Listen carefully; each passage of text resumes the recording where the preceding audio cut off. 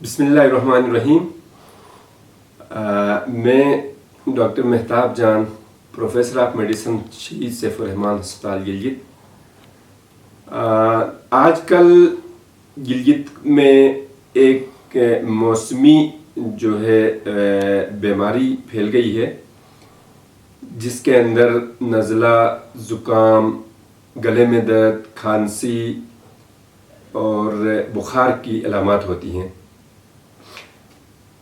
یہ ایک viral disease ہوتی ہے، جس طرح جراثیم ہوتے ہیں، جیسے بیکٹیریا ہوتا ہے جراثیم، اس طرح کا پھر وائرس بھی ایک ایسا جراثیم ہوتا ہے جو یہ بیماری کاز کرتا ہے۔ زیادہ تر انفلوئنزا وائرس ہوتے ہیں، جس کے اندر ناک سے پانی آتا ہے، ناک بند ہو جاتی ہے، کھانسی ہو جاتی ہے، گلے میں درد ہوتا ہے، اسی طرح جو ہے نا بخار ہوتا ہے، سر میں درد ہوتا ہے، اور کچھ لوگوں کو جو ہے نا وہ آنسو بھی آنا شروع ہو جاتے ہیں، آنکھیں وہ لال ہونا شروع ہو جاتی ہیں۔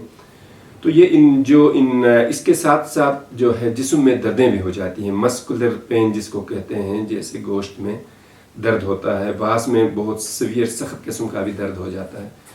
تو یہ وائرس جو ہے وہ انفلوئنزا وائرس جس کو کہتے ہوتے ہیں، یہ ایک دوسرے کو لگ جاتا ہے۔ جس طرح سے کرونا وائرس لگتا تھا، سیم اسی طرح سے یہ وائرس بھی ایک بندے سے دوسرے بندے کو منتقل ہوتا ہے، اور وہی سانس کے ذریعے سے۔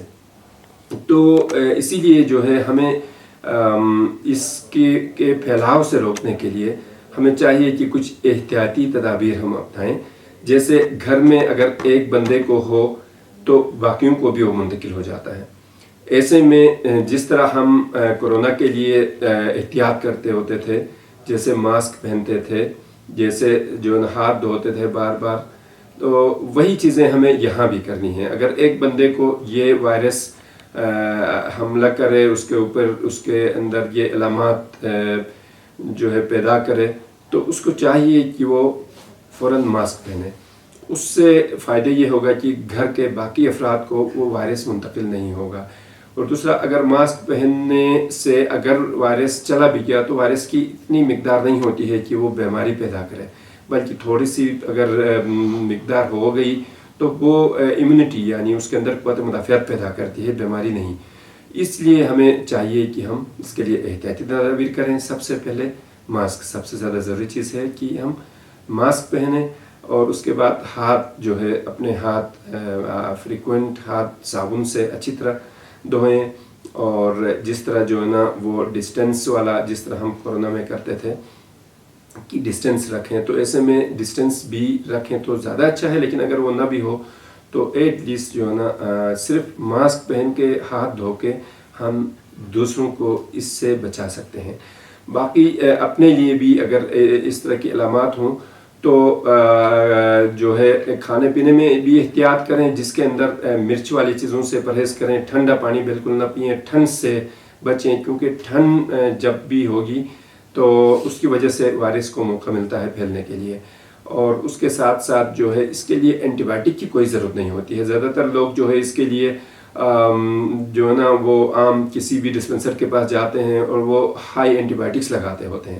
تو چونکہ یہ وائرس ہے، اینٹی بائیوٹک کا اس میں کوئی رول نہیں ہے۔ لوگ سمجھتے ہیں کہ جتنا بڑا انجیکشن لگائیں گے اتنی جلدی ٹھیک ہو جائیں گے، ایسا نہیں ہوتا ہے۔ وائرس اپنے ٹائم پہ خود ہی ٹھیک ہوتا ہے، اس کا ایک سائیکل ہوتا ہے، وہ سائیکل پورا کر کے زیادہ تر لوگ جو نا 7 دن کے اندر اندر ٹھیک ہو جاتے ہیں۔ لیکن اگر آپ نے اینٹی بائیوٹک کھائی تو 7 دن کے بجائے آپ کے 10 دن لگ سکتے ہیں، 2 ہفتے لگ سکتے ہیں، لمبا جائے گا۔ کیونکہ اینٹی بائیوٹک جو ہے نا ہمارے جسم کی جو قوت مدافعت ہے، جو وائرس کو ختم کرتی ہے، وہ اس کو کمزور کرتی ہے۔ تو اس سے وائرس کو مزید جسم میں پھیلنے کا، مزید اپنی جو ہے نا تعداد میں اضافہ کرنے کا موقع مل جاتا ہے۔ تو اس لیے اگر اس طرح کے علامات ہوں تو سمپل آپ جو ہے پیراسٹامول کی 2 گولیاں ہر 6 گھنٹے بعد 2 گولیاں کھا لیں۔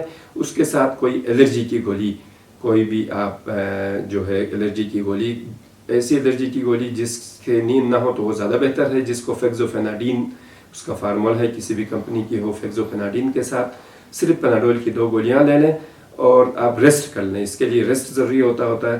اور باقی آپ نے جو ہے گرم چیزیں اس کے لیے استعمال کریں، جیسے سوپ وغیرہ ہے، گرم غذا اس میں زیادہ مفید ثابت ہوتی ہے. اگر آپ کو زیادہ کھانسی وغیرہ ہو تو ہلکا سا تھوڑی دیر کے لیے 2 منٹ کے لیے آپ بھاپ بھی لے سکتے ہیں، جس سے اگر بلغم وغیرہ ہو تو بلغم جو ہے وہ لیکویفائی یعنی وہ پتلا ہو کے وہ آسانی سے نکل سکتا ہے. اگر کسی کو بلغم والی کھانسی نہیں ہے تو پھر صرف نزلہ زکام کے لیے بھاپ کی ضرورت نہیں ہے.